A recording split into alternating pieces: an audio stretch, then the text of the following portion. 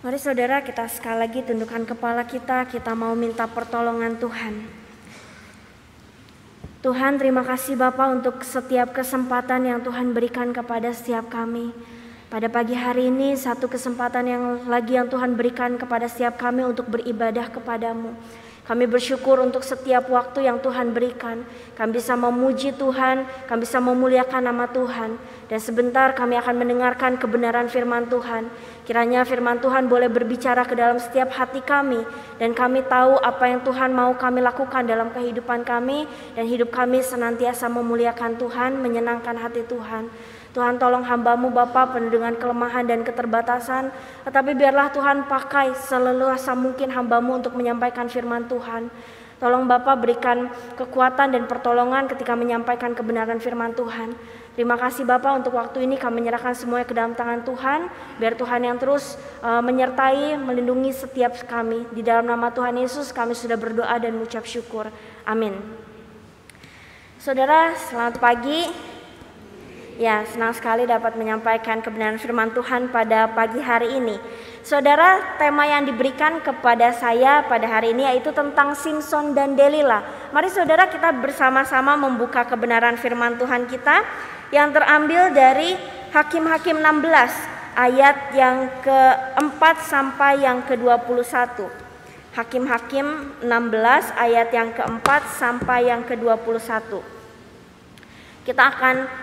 Saya akan membacakannya bagi kita semua. Ini agak panjang, jadi saya akan berusaha semaksimal mungkin untuk membacakannya bagi setiap kita. Mari saudara, Hakim-Hakim 16 ayat yang ke-4 sampai yang ke-21. Sesudah itu Simson jatuh cinta kepada seorang perempuan dari lembah Sorek yang namanya Delila. Lalu datanglah raja-raja kota orang Filistin kepada perempuan itu sambil berkata, "Cobalah bujuk dia untuk mengetahui karena apakah kekuatannya demikian besar dan dengan apakah kami dapat mengalahkan dia dan mengikat dia untuk menundukkannya. Maka kami masing-masing akan memberikan 1.100 uang perak kepadamu." Lalu berkatalah Delila kepada Simson, "Ceritakanlah kiranya kepadaku, karena apakah kekuatanmu demikian besar dan dengan apakah engkau harus diikat untuk ditundukkan?" Jawab Simson kepadanya, "Jika aku diikat dengan 7 tali busur yang baru yang belum kering, maka aku akan menjadi lemah dan menjadi seperti orang lain manapun juga." Lalu raja-raja orang kota Filistin membawa 7 tali busur yang baru yang belum kering kepada perempuan itu, dan ia mengikat Simson dengan tali-tali itu. Sedang di kamarnya ada orang bersiap-siap. Kemudian berserulah perempuan itu kepadanya, "Orang-orang Filistin menyergap engkau, Simson." Tetapi ia memutuskan tali busur itu seperti tali rami yang terbakar putus apabila kena api, dan tidaklah ketahuan di mana duduk kekuatannya itu. Kemudian berkatalah Delila kepada Simson, "Sesungguhnya engkau telah mempermain-mainkan aku dan membohongi aku. Dan sekarang ceritakanlah kiranya kepadaku dengan apa engkau dapat diikat." Jawabnya kepadanya, "Jika aku diikat erat-erat dengan tali baru yang belum terpakai untuk pekerjaan apapun, maka aku akan menjadi lemah dan menjadi seperti orang lain manapun juga." Kemudian Delila mengambil tali baru, diikatnyalah dia dengan tali-tali itu dan berseru kepadanya, "Orang-orang Filistin menyergap engkau, Simson. Di kamar ada orang bersiap-siap, tetapi tali-tali itu diputuskannya, tanggal dari tangannya seperti benang saja." Berkatalah Delila kepada Simson, "Sampai sekarang engkau telah mempermain-mainkan dan membohongi aku. Ceritakanlah kepadaku dengan apakah engkau dapat diikat." Jawabnya kepadanya, "Kalau engkau menenun ke7 rambut jalinku bersama-sama dengan lungsin, lalu mengokohkannya dengan patok, maka aku akan menjadi lemah dan menjadi seperti orang lain manapun juga." Kemudian perempuan itu mengokohkan lagi tenunan itu dengan patok. Lalu berserulah ia kepadanya, "Orang-orang Filistin menyergap engkau, Simson." Tetapi ketika ia terjaga dari tidurnya, disentaknya lepas patok tenunan dari lungsin itu. Berkatalah perempuan itu kepadanya, "Bagaimana mungkin engkau berkata aku cinta padamu, padahal hatimu tidak tertuju padaku? Sekarang telah 3 kali engkau mempermain-mainkan aku dan tidak mau menceritakan kepadaku, karena apakah kekuatanmu demikian besar?" Lalu setelah perempuan itu berhari-hari merengek-rengek kepadanya dan terus mendesak-desak ia tidak lagi dapat menahan hati sehingga ia mau mati rasanya. Maka diceritakanlah kepadanya segala isi hatinya. Katanya, "Kepalaku tidak pernah kena pisau cukur, sebab sejak dari kandungan ibuku, aku ini seorang nazir Allah. Jika kepalaku dicukur, maka kekuatanku akan lenyap daripadaku, dan aku menjadi lemah dan sama seperti orang-orang lain." Ketika dilihat Delila bahwa segala isi hatinya telah diceritakannya kepadanya, disuruhnyalah memanggil raja-raja kota orang Filistin. Katanya, "Sekali lagi datanglah kemari, sebab ia telah menceritakan segala isi hatinya kepadaku." Lalu datanglah raja-raja kota orang Filistin itu kepadanya sambil membawa uang itu. Sesudah itu dibujuknya Simson untuk tidur di pangkuannya. Lalu dipanggilnya seorang dan disuruhnya mencukur ke-7 rambut jalinnya. Sehingga mulailah Simson ditundukkan oleh perempuan itu, sebab kekuatannya telah lenyap daripadanya. Lalu berserulah perempuan itu, "Orang Filistin menyergap engkau, Simson."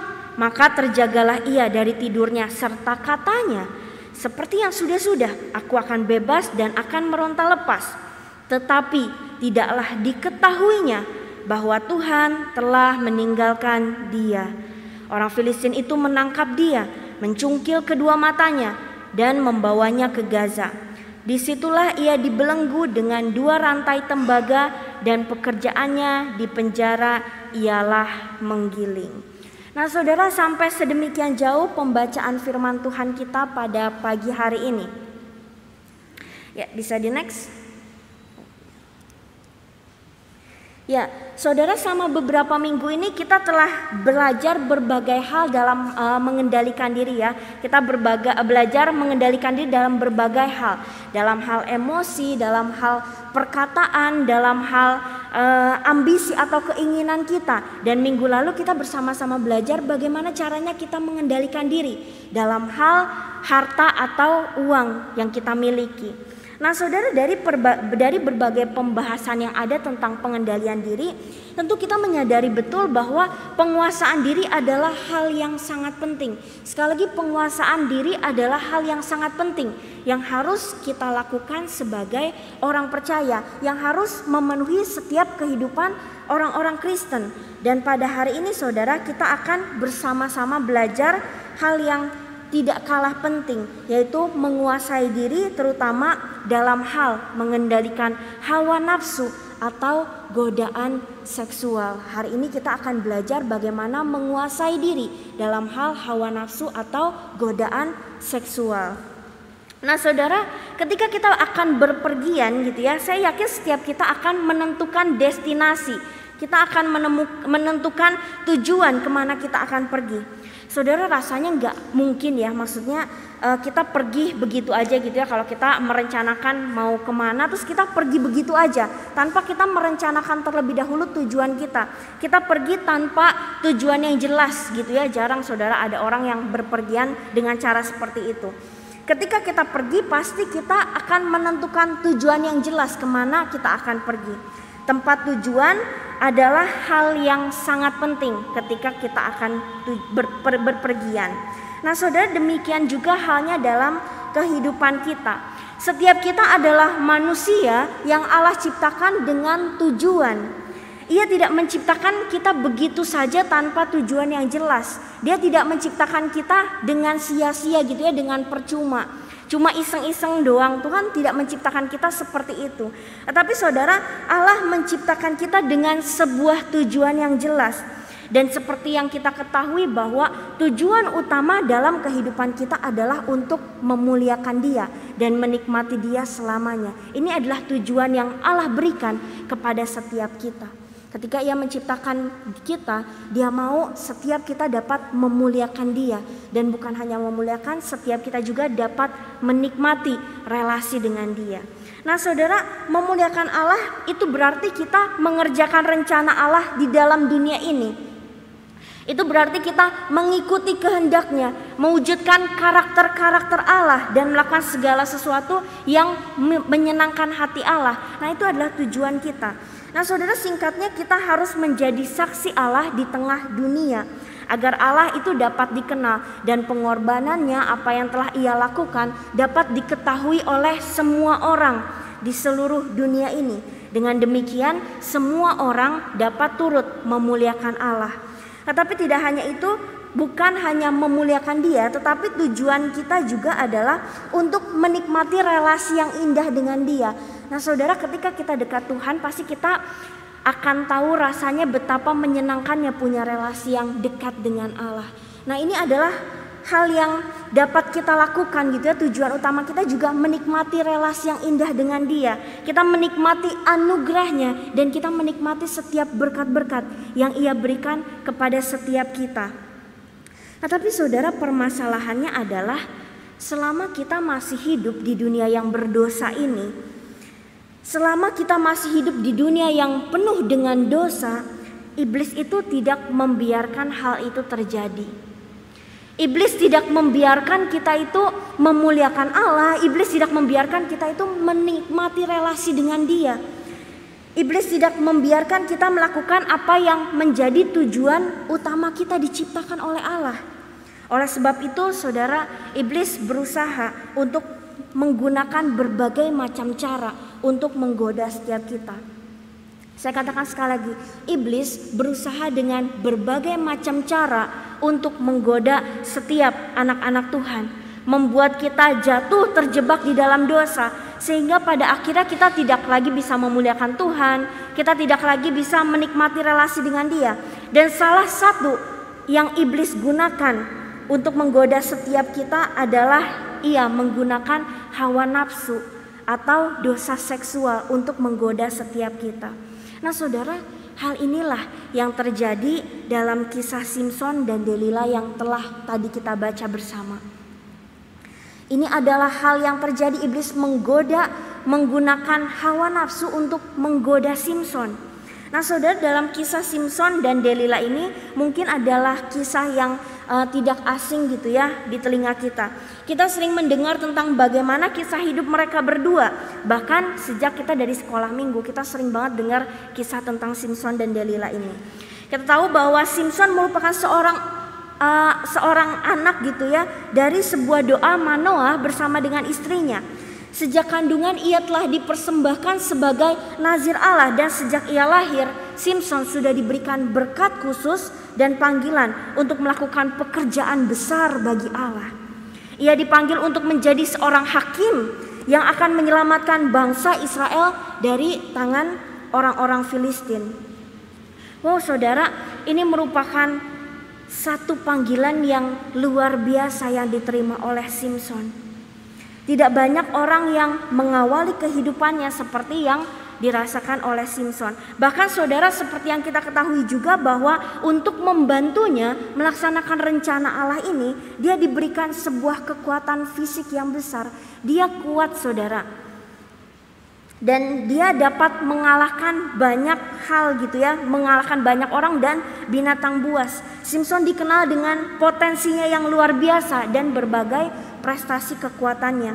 Ia dapat mengalahkan orang-orang binatang buas gitu. Nah saudara, dari hal ini kita dapat melihat betapa hebatnya kehidupan Simson, betapa hebatnya seorang Simson gitu. Nah sedangkan tentang Delila saudara, namanya ini tidak banyak diceritakan gitu ya di dalam Alkitab. Tetapi dapat kita ketahui bahwa dia adalah seorang perempuan dari lembah Sorek. Dan secara singkat melalui perikop yang tadi telah kita baca bersama, kita melihat bahwa karakter Delila ini adalah perempuan yang cinta akan uang. Dia suka akan harta gitu ya. Nah saudara, inilah sedikit dari latar belakang tentang siapakah Simson dan siapakah Delila.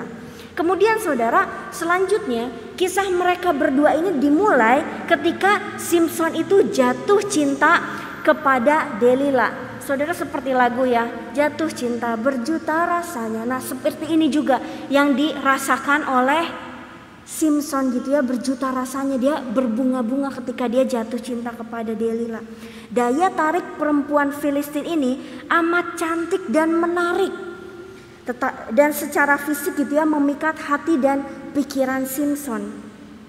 Simson telah terpikat, tapi tanpa ia sadari sebenarnya perempuan Filistin ini merupakan alat yang dipakai oleh raja-raja Filistin untuk menjatuhkan Simson. Delila diperalat orang Filistin untuk menemukan rahasia dari kekuatan yang Simson miliki. Nah, saudara, orang-orang Filistin di sini udah pengalaman gitu ya. Mereka ini nggak bisa mengalahkan Simson dengan kekuatan. Mereka udah coba berkali-kali berperang, tapi kalau misalnya adu kekuatan sama kekuatan, mereka itu selalu kalah gitu. Nah, sekarang mereka itu ganti taktik. Nah, mereka memakai seorang perempuan untuk mengalahkan dia. Saudara, siasat yang digunakan oleh orang Filistin ini ternyata manjur untuk Simson. Ketika mereka memakai seorang perempuan, ini berhasil untuk menggoda Simson gitu ya. Delila yang hadir dengan memberikan cinta palsu dan bujuk rayu telah membuat Simson tergoda, bahkan dibutakan oleh hawa nafsunya, membuat Simson kehilangan akal sehat. Dan ia lupa akan tujuan utamanya, panggilan rohaninya sebagai nasir Allah. Nah, saudara, hal ini dapat kita lihat bahwa dalam kejadian yang kita lihat gitu ya, saat Delila berkali-kali menipu Simson. Si Simson ini udah ditipu berkali-kali ya, kalau kita baca udah 3 kali ditipu oleh si Delila ini. Tetapi dia tetap membiarkan dan meremehkan hal itu. Dia lebih memilih Delila, cintanya yang sangat membara, menyala-nyala itu, dan tunduk akhirnya kepada dosa perzinahan. Inilah yang dilakukan oleh Simson. Saudara, Simson tidak dapat mengendalikan dirinya. Dia tidak dapat mengekang hawa nafsu yang menyala-nyala di dalam hatinya. Ia memang kuat, saudara, ketika mengalahkan singa. Ia memang kuat ketika mengalahkan banyak sekali orang gitu ya, berbagai bangsa-bangsa ia kalahkan. Tetapi saudara, di sini Simson tidak kuat untuk menahan hawa nafsunya sendiri. Dia tidak kuat untuk menahan keinginan dirinya sendiri. Meskipun saudara, sebenarnya Simson udah tahu gitu ya bahwa ada bahaya yang ada di depan matanya. Ia sudah tahu bahwa Delila berusaha untuk menjebaknya, tetapi hawa nafsu membutakan dia, membuat ia rasanya tidak berdaya, membuat dia rasanya udah nggak bisa nih, kayaknya aku mengalah aja lah sama Delila gitu ya, demi cintaku kepadanya gitu. Saudara, mungkin itu yang si Simson rasakan. Nah, saudara, apalagi ketika rengekan Delila itu datang, wah, dia udah nggak kuat lagi, bahkan sampai dikatakan sampai ia mau mati rasanya gitu ya, nggak kuat didiemin. Nah, saudara, Simson mungkin berpikir bahwa kekuatan yang dia miliki ini sanggup menolongnya melepaskan sesuatu dari segala sesuatu gitu ya. Kekuatannya ini dapat menolong dia melepaskan diri dari apapun juga, mengalahkan apapun juga, meskipun ia sudah memberitahu rahasia kekuatannya kepada Delila. Tetapi saudara, pada kenyataannya ketika ia memilih untuk memberitahu rahasia kekuatannya kepada Delila dan tunduk kepada Delila, disitulah hidup Simson sudah hancur. Ketika dia memilih untuk memberitahu rahasianya, disitulah kehidupan Simson sudah hancur gitu ya, dia sudah dikalahkan. Simson telah melakukan kesalahan yang fatal. Ia mengingkari kenazirannya, ia meremehkan dan tidak menghormati Allah. Dan pada akhirnya itu membuat ia kehilangan kekuatannya. Karena saudara, Simson ini telah menukar panggilan Allah yang sangat berharga demi kenikmatan cinta dengan Delila. Jadi oleh karena itu Alkitab mencatat Tuhan telah meninggalkan dia. Dan akibat dari tidak adanya pengendalian diri Simson ini membawa ia pada kehancuran. Kita tahu di akhirnya cerita bahwa orang-orang Filistin itu menangkap dia, kedua matanya dicongkel. Simson ini telah dikalahkan, dipermalukan, dan bukan hanya itu, panggilannya, tujuan utamanya sebagai hakim pun telah ia tinggalkan, telah hilang daripadanya. Nah saudara, kisah inilah yang terjadi dalam kehidupan Simson bersama dengan Delila ya. Secara garis besar kita sudah tahu ceritanya. Ini yang terjadi kepada mereka berdua. Tetapi saudara, pada hari ini saya mau katakan bahwa bahaya yang sama juga mengintai kehidupan setiap kita. Bahaya yang sama juga mengintai kehidupan setiap kita pada hari ini. Iblis dengan berbagai usahanya berusaha untuk menggoda setiap kita. Ia menggunakan hawa nafsu untuk menghancurkan kehidupan anak-anak Tuhan dan membuat kita terjebak di dalam dosa. Nah saudara, kita lihat gitu ya, kita bisa lihat di zaman sekarang ini. Bahkan dari dulu gitu ya, tahun-tahun sebelumnya sampai tahun-tahun sekarang ini, kita melihat saudara betapa banyak anak Tuhan yang jatuh karena hal serupa. Betapa banyak anak Tuhan yang terjebak dalam dosa seksual, dalam pornografi, perzinahan, bahkan perselingkuhan. Banyak anak Tuhan yang jatuh di lubang yang sama, berulang-ulang kali mengikuti hawa nafsu dosa seksual itu.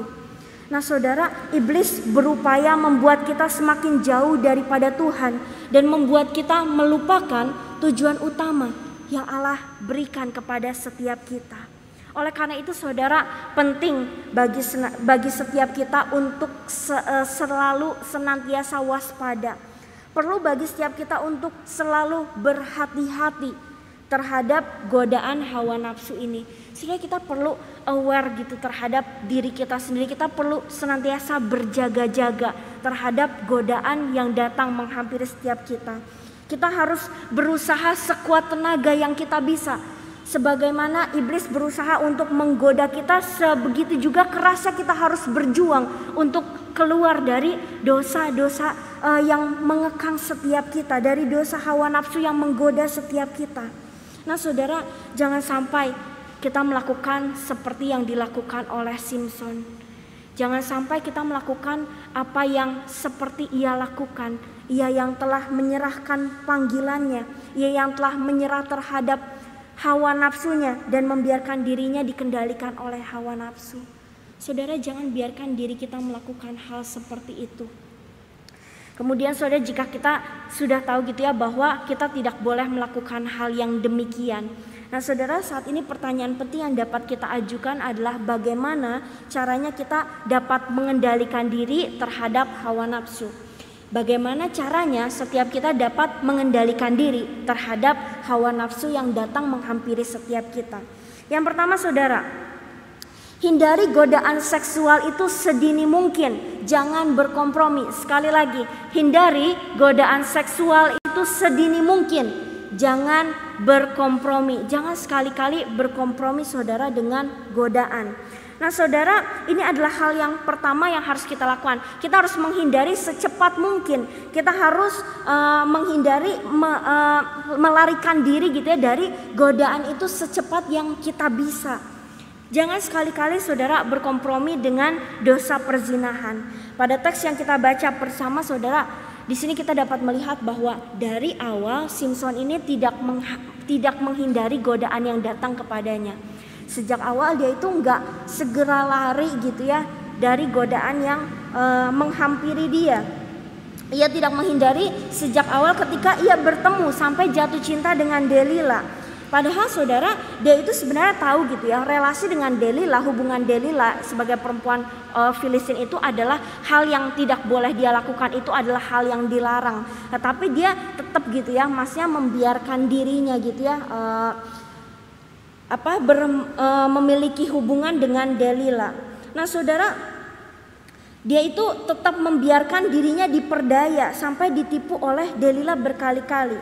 Saudara, harusnya sejak pertama gitu ya dalam ayat ke-6 ketika Delila meminta Simson menceritakan kekuatannya dan menjebaknya, harusnya Simson itu udah segera sadar dan segera menghindar gitu. Tetapi hal ini tidak dilakukan oleh Simson.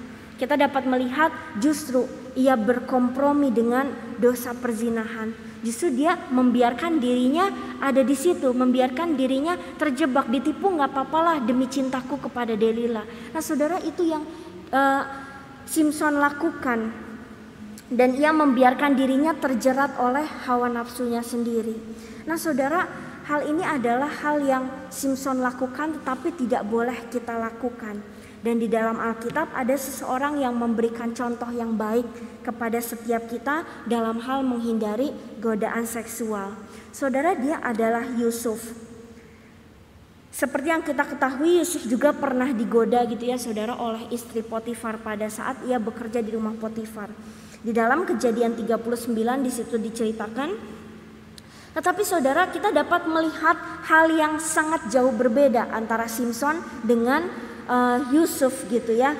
Nah, ketika Yusuf ada godaan menghampiri dia, ketika Yusuf itu digoda, nah saudara, ia ini segera menolak. Dan ia segera melarikan diri, dikatakan dia tuh segera lari keluar gitu ya. Dia tuh segera menghindar ketika godaan itu datang menghampiri dia. Ia langsung melarikan diri. Bahkan saudara, ada satu kalimat yang terkenal yang diucapkan oleh Yusuf gitu, yang seringkali memberkati saya secara pribadi. Ia katakan begini, bagaimanakah mungkin aku melakukan kejahatan yang besar ini dan berbuat dosa terhadap Allah? Saudara, kalimat ini menunjukkan bahwa Yusuf sama sekali tidak berkompromi dengan dosa perzinahan, dengan godaan seksual yang datang menghampirinya. Ia tidak tergoda sedikit pun. Ia segera menghindari, ia segera lari. Ia tetap berpegang teguh kepada imannya. Ia tidak mau berdosa kepada Allah. Ia tidak mau melakukan apa yang melukai hati Allah. Saudara, inilah yang Yusuf lakukan. Kita dapat melihat perbedaannya, apa yang Simson lakukan dengan apa yang Yusuf lakukan gitu. Dan saudara, kita dapat mencontoh apa yang Yusuf lakukan. Yusuf tahu dengan jelas apa panggilannya sebagai anak Tuhan, sebagai anak Tuhan yang takut akan Dia. Ia tidak membiarkan hawa nafsu menguasainya, melainkan ia setia memandang kepada Allah. Dia tetap memandang terus kepada Allah. Yusuf hidup takut akan Allah, sehingga sejak awal saudara, dia udah memutuskan segera lari menghindari godaan. Saudara, ketika Yusuf lari, itu bukan berarti dia seorang yang pengecut gitu ya, dia nggak berani gitu. Bukan juga karena nanti kalau misalnya dia godain istrinya Potifar, nanti dia nggak dikasih kerja lagi di situ. Nah, saudara, bukan karena itu, tapi dia takut akan Allah. Bukan dia menandakan dia seorang yang pengecut, tapi dia seorang yang takut akan Allah. Dan disitulah kita dapat melihat bahwa ia dapat menang melawan godaan yang datang kepadanya. Saudara, tidak ada orang yang kebal terhadap dosa. Godaan seksual bisa terjadi kepada siapa saja, di mana saja, dengan cara yang mudah untuk menggoda setiap kita. Mulai dari kalangan anak-anak muda sampai kalangan orang tua, perempuan dan laki-laki. Godaan ini bisa menggoda setiap kita, bisa menggoda siapa saja. Saudara, dengan cara yang mudah iblis dapat menggunakan dosa seksual ini untuk menggoda setiap kita. Oleh karena itu saudara, penting bagi setiap kita untuk berusaha mengendalikan diri. Kita harus berusaha berjuang sekuat yang kita bisa, sekali lagi saudara, untuk mengendalikan diri dari berbagai dosa perzinahan. Dan cara terbaik yang bisa kita lakukan adalah menghindari godaan itu sedini mungkin. Secepat mungkin secepat mungkin yang kita bisa. Jangan saudara kita berkompromi dengan godaan yang datang. Jangan kita berkata begini saudara, misalnya contoh, kita berkata gitu ya, nggak apa-apa lah, cuma lihat gambar-gambar doang kok. Cuma lihat, kan biasa tuh ya, ada orang-orang kirim gambar-gambar yang gak benar, video-video singkat yang gak benar. Terus kita berkata bahwa nggak apa-apa lah, cuma lihat sedikit aja kok, cuma lihat sebentar, gak apa-apa, gak masalah kayaknya, di WA, di YouTube, di Facebook. Atau kita berkata, nggak apa-apa lah nonton film-film porno sedikit sebentar, toh nggak merugikan orang lain, toh nggak mengganggu orang lain, ini hanya saya pribadi. Saudara, atau kita berkata bahwa, jangan kita berkata saudara, nggak apa-apa cuma goda-goda lirik-lirik suami atau istri orang, cuma sedikit aja, gak ada maksud lain, ya cuma sering ajak makan doang, cuma sering ajak ngobrol doang di tempat-tempat yang sepi. Saudara, jangan kita berkata demikian. Bahkan saudara, ketika kita sudah lebih senang bersama dengan istri atau suami orang lain daripada istri atau suami bapak ibu, nah itu kita sudah melakukan yang namanya dosa perzinahan. Saudara, jangan lakukan hal tersebut. Kita jangan lakukan hal tersebut sebagai anak-anak Tuhan. Atau saudara, kita juga jangan berkata, ah ya udah nggak apa-apa, cuma sekali, lain kali enggak, cuma kali ini doang. Cuma kali ini doang gitu ya, udah gak tahan gitu. Sekali ini aja, lain kali enggak, lain kali pasti bisa nahan diri. Nah saudara, kita jangan berkata juga demikian. Jangan kita berkata cuma satu kali liriknya, cuma satu kali kok datang ke pelacuran, cuma satu kali kok datang ke tempat yang gak benar. Nah saudara, kita sekali lagi jangan berkata demikian. Ketika kita sudah berkata demikian, saudara, artinya hati kita ini sudah mulai berkompromi dengan dosa. Kita sudah mulai berkompromi dengan godaan yang datang menghampiri setiap kita. Dan hal-hal seperti ini, saudara, ini bisa dipakai iblis sebagai senjatanya untuk menyerang dan menghancurkan setiap kita anak-anak Tuhan. Ketika kita mulai berkompromi dengan godaan, kita pikir ya bisa kok dengan mudah keluar, toh cuma sekali. Nah, tapi saudara, saya mau katakan bahwa ketika kita udah sekali jatuh di dalam dosa seksual, iblis dan dosa-dosa lainnya gitu ya saudara, iblis bisa terus menggunakan hal itu untuk menggoda setiap kita. Iblis bisa pakai terus hal itu untuk menjebak setiap kita sampai akhirnya kita terus tenggelam di dalam dosa seksual itu. Dosa kita membuat kita akhirnya selalu mengikuti hawa nafsu sekali, lama-lama berkali-kali saudara. Nah hal itu yang akhirnya akan membuat kita terus terjebak. Saudara, kita sangat mudah untuk jatuh lagi gitu ya, sampai akhirnya kita gak bisa berhenti untuk berbuat dosa. Iblis akan mempengaruhi kita ketika kita lemah gitu ya, ketika kita sekali jatuh gitu ya, iblis berhasil menggoda kita. Ia akan langsung memanfaatkan hal itu. Dia akan membuat kita memikirkan hal-hal yang kotor. Dia akan membuat kita mengimajinasikan hal-hal yang tidak benar, mengimajinasikan hal-hal yang liar tentang lawan jenis gitu ya, laki-laki dan perempuan. Dan mendorong kita akhirnya untuk berbuat zina, untuk berselingkuh dan tidak menjaga kekudusan dalam hubungan. Saudara, dosa itu seperti pasir hisap yang pelan-pelan menarik kita sampai kita tenggelam di dalamnya. Saudara, kita harus menghindari hal ini. Kita harus menghindari godaan yang membahayakan jiwa kita ini sedini mungkin atau secepat mungkin. Dan bukan hanya menghindari saudara, untuk menghindari kita harus tahu dulu kelemahan kita di mana. Ketika kita tahu gitu ya, apa yang menjadi kelemahan kita, ketika kita menyadari bahwa kelemahan kita terutama dalam hal seksual. Nah saudara, jangan kita mencobai diri kita gitu ya. Jangan kita dengan sengaja melihat gambar, melihat video berduaan dengan pasangan orang lain dalam waktu yang lama terus menerus. Kita dengan sengaja datang ke tempat-tempat yang gak benar. Saudara, jangan kita mencobai diri. Rasul Yakobus mengingatkan dengan tegas bahwa apabila kita jatuh ke dalam pencobaan, jangan kita mengatakan bahwa pencobaan itu datangnya dari Allah. Jangan-jangan justru kita malah sedang dicobai oleh keinginan kita sendiri. Dalam Yakobus dikatakan bahwa tetapi tiap-tiap orang dicobai oleh keinginannya sendiri. Ia diseret dan dipikat olehnya, dan apabila keinginan itu telah dibuahi, ia melahirkan dosa. Dan apabila dosa itu sudah matang, ia melahirkan maut. Saudara, jadi sangat penting bagi setiap kita gitu ya untuk menyadari apa kelemahan kita.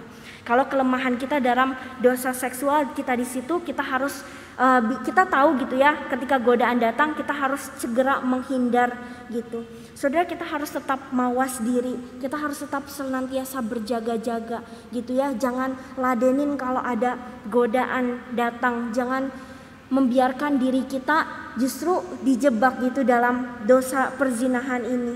Saudara, jangan biarkan hawa nafsu mengendalikan dan menghancurkan hidup kita sebagai anak-anak Tuhan. Ingatlah bahwa kita ini dipanggil sebagai anak-anak Tuhan. Tugas kita adalah menjadi teladan bagi orang-orang yang ada di sekitar kita. Bagi anak-anak, bagi suami, istri, cucu, menantu, keponakan, bagi orang-orang lain yang ada di sekitar kita. Oleh karena itu kita harus senantiasa hidup berintegritas gitu. Kita harus berjuang untuk mengendalikan diri kita dari godaan seksual, dari setiap dosa perzinahan. Dan jangan sampai saudara kita berbuat dosa di hadapan Allah gitu ya. Jangan sampai kita melukai Allah, melukai Tuhan dengan tindakan yang kita lakukan dalam menjalani kehidupan kita. Saudara, itu hal pertama yang dapat kita lakukan.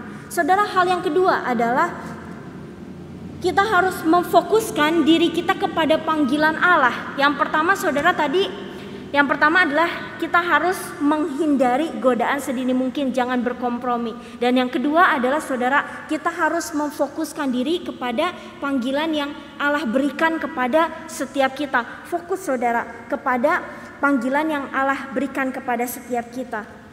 Bukan memfokuskan diri kepada kedagingan diri sendiri, kepada keinginan diri sendiri. Kita harus menjaga pikiran kita dengan tujuan yang Ia berikan bagi setiap kita dalam panggilannya. Saudara tahu kan, masa ketika fokus gitu ya, ketika kita foto terus ada fokus kepada satu titik. Nah saudara, seperti itu juga yang harus kita pikirkan.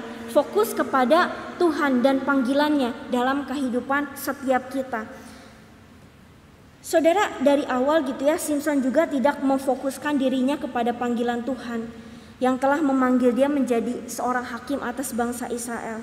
Ketika Delila menggoda, itu langsung ya melumpuhkan akal sehat dari Simson dan mengubah fokusnya. Fokusnya seketika itu juga berubah ketika ia digoda oleh Delila.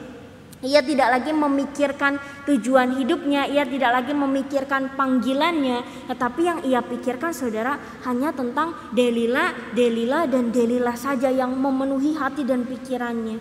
Nah saudara, ia berfokus kepada hawa nafsunya dan kepuasan dirinya sendiri. Ia fokus bagaimana cara untuk mendapatkan Delila. Makanya dia ditipu berkali-kali pun tetap aja mau. Karena fokusnya bukan panggilan Allah lagi, fokusnya udah berubah. Fokusnya adalah gimana saya caranya untuk mendapatkan perempuan cantik ini, untuk mendapatkan Delila gitu ya. Dan dia fokusnya mencari apa yang menyenangkan dirinya, yaitu kenikmatan seksual. Nah saudara, hal ini membuat Simson pada akhirnya memilih mengabaikan hal yang sangat penting, hal yang sangat berharga yang Allah berikan, yaitu tujuan utamanya gitu ya, kehadirannya di dunia. Nah saudara, Yesus adalah teladan terbaik bagi setiap kita dalam hal fokus kepada panggilan Allah. Ia adalah teladan terbaik yang harus kita ikuti dalam menjalani kehidupan kita. Saudara, sebagai manusia, Yesus pun gitu ya pernah digoda oleh iblis dengan berbagai macam godaan yang mungkin lebih wow lagi gitu, yang mungkin lebih besar lagi gitu ya. Iblis menggunakan berbagai macam cara juga untuk menggoda Yesus. Tetapi saudara, di sini Yesus tidak tergoda oleh apapun juga. Ia tetap taat pada panggilan Allah yang telah Allah berikan kepadanya sampai akhir, bahkan seperti yang kita tahu sampai mati di atas kayu salib. Ia tetap fokus kepada panggilan Tuhan, kepada satu tujuan yang Allah berikan kepadanya. Yesus di sini tahu gitu ya, dia fokus bahwa dia harus menggenapi panggilan yang Allah berikan. Mata dan hatinya senantiasa memandang hanya kepada satu tujuan, yaitu kedatangannya untuk menyelamatkan dan membawa manusia kepada kehidupan yang kekal.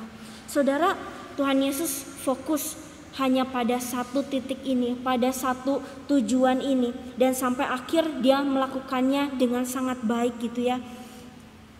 Ia fokus kepada panggilan Allah, bukan kepada hal lain, bukan kepada yang menjadi keinginannya atau menjadi kemauan dirinya sendiri, kepuasan dirinya sendiri, tetapi dia fokus kepada satu tujuan yang Allah berikan bagi kehidupannya.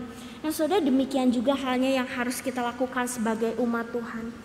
Kita harus bisa fokus kepada satu hal. Saudara, manusia gak bisa fokus kepada dua hal sekaligus gitu ya. Ini yang benar-benar fokus, kita cuma bisa fokus kepada satu hal, dan kita harus berusaha untuk mencapainya. Sekali lagi saudara, apa fokus kita sebagai anak-anak Tuhan? Fokus kita sebagai anak-anak Tuhan adalah untuk menjadi saksinya, untuk memuliakan Dia dalam kehidupan setiap kita. Dan panggilan Allah inilah yang menjadi fokus terpenting yang tidak boleh kita lupakan. Kita tidak boleh melupakan Allah, kita tidak boleh melupakan misi yang Allah berikan kepada setiap kita. Oleh karena itu saudara, mari kita bersama-sama belajar untuk fokus kepada hal ini. Tidak seharusnya saudara kita memfokuskan diri kita kepada pikiran-pikiran yang tidak benar gitu ya, pikiran-pikiran yang berbau seksual. Kita tidak seharusnya memfokuskan diri kita kepada hal tersebut, karena saudara hal tersebut dapat membawa kita kepada kehancuran gitu. Kita saudara nggak bisa melayani Tuhan sambil kita terus masih melanjutkan nonton-nonton yang gak benar di malam hari gitu, atau kita masih sering memikirkan hal-hal yang tidak benar. Saudara, saya yakin kalau kita fokus ke situ, pasti kita terus-terusan mau memikirkan hal itu, menghabiskan waktu banyak di sana. Oleh karena itu saudara, penting bagi kita untuk hanya fokus hanya kepada Allah dan panggilannya. Bagaimana kita menjadi saksi, bagaimana kita jadi berkat buat orang-orang yang ada di sekitar kita. Saudara, jangan biarkan fokus kita teralihkan. Jangan sampai kita lupa bahwa kita semua ada hari ini adalah untuk menjadi saksi Allah bagi dunia. Siapapun kita saudara, apapun yang kita lakukan, apapun jabatan kita, Tuhan mau memanggil saudara dan saya untuk menjadi saksinya. Tuhan mau memanggil saudara dan saya untuk mengerjakan rencananya di tengah dunia yang sudah jatuh ke dalam dosa ini. Saudara, apakah kita seorang anak, apakah kita seorang ayah, ibu, mertua, kakek, nenek, kakak atau adik, apakah kita seorang profesional, apakah kita seorang pengusaha, apakah kita seorang yang bekerja di rumah, kita ibu rumah tangga mungkin, pelajar atau mahasiswa. Saudara, Tuhan memanggil setiap kita untuk menjadi terang bagi orang lain. Kita adalah saksi-saksi Allah. Oleh karena itu kita harus mencerminkan sikap-sikap Allah. Dan hal ini hanya bisa dilakukan ketika kita fokus kepada tujuan yang Allah berikan kepada setiap kita. Mari saudara, kita fokuskan diri kita kembali kepada hal yang benar, kepada tujuan yang Allah berikan dalam kehidupan kita. Jika datang gitu ya pikiran-pikiran yang gak benar menghampiri setiap kita gitu ya, ada godaan-godaan yang datang sepintas memenuhi pikiran kita atau hati kita gitu, saudara segera gantikan fokus itu. Kalau misalnya ada godaan dan itu membuat fokus kita teralihkan ke sana, saudara segera gantikan fokus kita itu. Gantikan itu dengan kebenaran. Fokuskan pikiran dan hati kita langsung kepada apa yang Tuhan mau kita pikirkan. Di dalam Filipi 4 ayat yang ke-8 Paulus katakan, jadi saudara, semua yang benar, semua yang mulia, semua yang adil, semua yang suci, semua yang manis, semua yang sedap didengar, dan semua yang disebut kebajikan dan patut dipuji, pikirkanlah semuanya itu. Saudara, ketika ada pikiran-pikiran yang lain selain pikiran yang mengarah kepada Kristus, pikiran yang gak benar, yang berdosa gitu, saudara segera gantikan pikiran itu dengan hal-hal yang seperti yang ayat Filipi 4 ayat ke-8. Atau saudara, ketika dosa itu mau menghampiri kita, ketika godaan itu datang kepada setiap kita, mari saudara kita katakan dalam hati kita, bagaimanakah mungkin aku dapat melakukan hal yang berdosa ini terhadap Allah. Saudara, kita dapat mengatakan hal tersebut dalam diri setiap kita, sehingga kita dapat mengendalikan diri kita secara maksimal terhadap godaan yang datang. Saudara, ketika kita memikirkan apa yang benar, apa yang baik, apa yang sedap didengar, saya yakin saudara pasti hidup kita ini akan bisa memuliakan Tuhan. Jangan biarkan sekali lagi fokus kita teralihkan. Fokuskan diri kita kepada Tuhan, kepada misinya, kepada apa yang Tuhan mau setiap kita kerjakan dalam kehidupan setiap kita. Nah saudara, firman Tuhan pada pagi hari ini ingin mengingatkan kembali kepada setiap kita betapa pentingnya pengendalian diri, terutama dalam hal hawa nafsu. Kita perlu berusaha untuk mengendalikan hawa nafsu kita agar kita tidak jatuh terus ke dalam dosa dan pada akhirnya membawa kita kepada kehancuran akibat dosa seksual yang tidak bisa kita kendalikan. Dan saudara, langkah terbaik, biar saya ulangi saudara, langkah terbaik yang bisa kita lakukan adalah menghindari kita tidak berkompromi, dan kita perlu senantiasa fokus kepada panggilan yang Tuhan berikan kepada setiap kita. Saudara, untuk melakukan semua hal ini saya rasa dan saya tahu gitu saudara, bukan hal yang mudah. Untuk bisa keluar dari dosa seksual, dosa perzinahan, ini bukan hal yang mudah untuk kita lakukan. Bahkan boleh dikatakan ini sebagai sesuatu yang sulit, apalagi saudara ketika kita harus berjuang sendirian untuk melawan dosa perzinahan. Kita ini adalah manusia yang lemah gitu, kita orang-orang yang lemah, kita dapat sering jatuh ke lubang yang sama. Godaan kadang-kadang sangat kuat menggoda kita saudara, sulit bagi kita untuk mengendalikan diri. Tetapi saudara, hari ini saya mau katakan, jika ada di antara kita yang hari ini sungguh-sungguh bergumul akan hal ini dan sungguh-sungguh ingin lepas saudara dari dosa seksual yang mengikat kita, mari saudara kita membawa pergumulan ini ke bawah salib Kristus. Kita mengingat bahwa Kristus telah membebaskan, pengorbanannya di atas kayu salib telah membebaskan kita, melepaskan kita dari dosa perzinahan. Dan mari saudara kita meminta pertolongan Dia untuk melepaskan kita dari segala belenggu dosa yang mengikat kita. Apakah itu dosa tentang harta, apakah itu dosa tentang perkataan, atau saudara itu dosa tentang hawa nafsu atau godaan seksual. Mari saudara kita minta sungguh-sungguh pertolongan Tuhan untuk memampukan kita, untuk melepaskan setiap kita. Saudara, seperti yang tadi saya katakan bahwa kita nggak bisa berjuang sendirian. Kita perlu Tuhan, kita perlu Dia untuk memampukan kita menghindari godaan yang datang. Kita perlu Dia untuk menolong setiap kita untuk bisa tetap fokus kepada tujuan utama hidup kita. Kita perlu pertolongan Tuhan untuk melepaskan kita, untuk membuat kita dapat mengendalikan diri dari setiap godaan. Saudara, kita perlu pertolongan Tuhan. Oleh karena itu saudara, mari kita terus meminta pertolongan Tuhan, meminta pimpinan Roh Kudus untuk menuntun kehidupan setiap kita.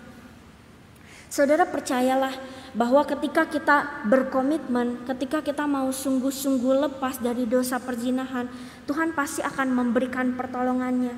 Ia pasti akan memberikan pengampunannya, dan Ia adalah Allah saudara yang tidak membiarkan kita berjalan sendirian.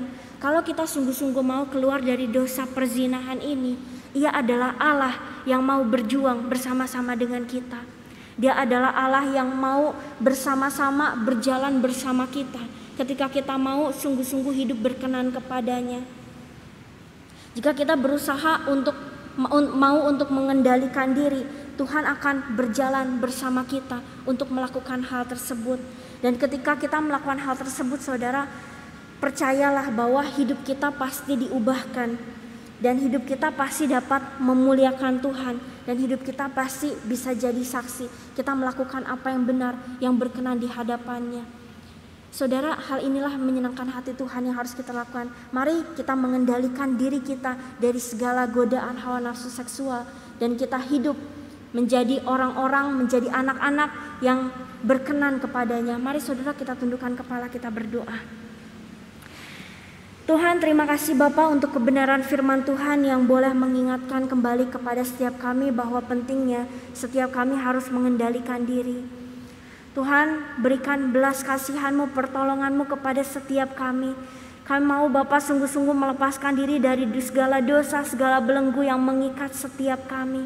Apapun itu Bapa, termasuk dosa seksual, jika itu mengikat setiap kami, Tuhan tolong lepaskan setiap kami. Tuhan tolong berikan pertolongan-Mu, berikan kekuatan yang berasal daripada-Mu, sehingga kami Bapa bisa menghindari godaan yang datang, dan kami bisa fokus kepada panggilan yang Tuhan berikan kepada setiap kami. Tuhan, setiap kami di sini rindu jadi anak-anak Tuhan yang menyenangkan hati Tuhan, jadi anak-anak Tuhan yang menjadi terang, jadi anak-anak Tuhan yang hidupnya berkenan kepada-Mu. Tuhan tolong berikan setiap kami pertolongan. Apapun Bapa pergumulan kami hari ini, kami mau serahkan ke dalam tangan Tuhan. Kami mau kiranya Tuhan yang menolong, menuntun, berjalan bersama dengan kami.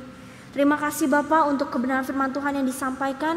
Kiranya kebenaran firman Tuhan ini boleh kami terapkan dalam kehidupan kami. Tidak hanya kami dengar, tapi kami sungguh-sungguh menaruhnya di dalam hati kami, dan kami membawa pulang firman Tuhan ke tempat kami masing-masing, dan kami bisa hidup menjadi berkat bagi orang lain. Terima kasih Tuhan, kami menyerahkan seluruh hidup kami ke dalam tangan dan pimpinan Tuhan. Biar Tuhan yang terus memelihara, menjaga, menuntun kehidupan kami.